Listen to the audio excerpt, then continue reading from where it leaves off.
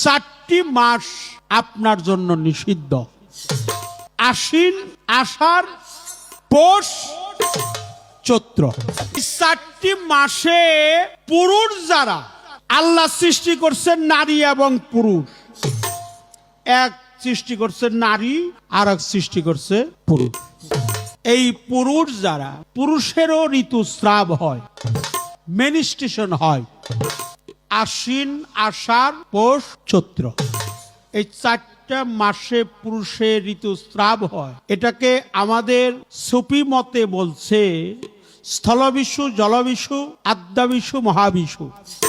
4টা বিষুতে ঋতুস্রাব হয়। 4টা বিষু যখন তোমার মধ্যে দেহ রাজ্যে বিরাজ করবে, তখন তুমি রমণীর বাজারে যাইও না। বোঝা যায় কথা? হ্যাঁ, 4টা মাসে তুমি কখনো রমণীর বাজারে যাইও না। দেহের অপ্রাকৃত সত্তা যখন নির্গত হবে,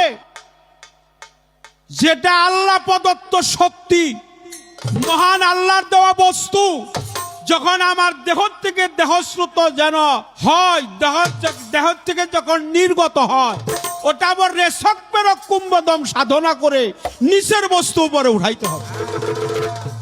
নিচের বস্তু যখন উপরে উঠাবেন, তখন আপনি খাঁটি ভক্তের দরজায় পৌঁছাবেন।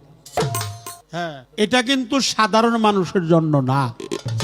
যারা সাধু, যারা আল্লাহওয়ালা মানুষ, যারা কামেল, যারা মজ্জুমে সালেকিন, যারা আল্লাহর পথে সমস্ত কিছু জলাঞ্জলি দিয়েছে, পীর, মাশায়েখ, ওলি আফজাল, গাউস কুতুব, সিদ্দিকিন, মজ্জুম, সালেকিন, তাদের জন্য এই বস্তুটা সাধন করার বিষয়।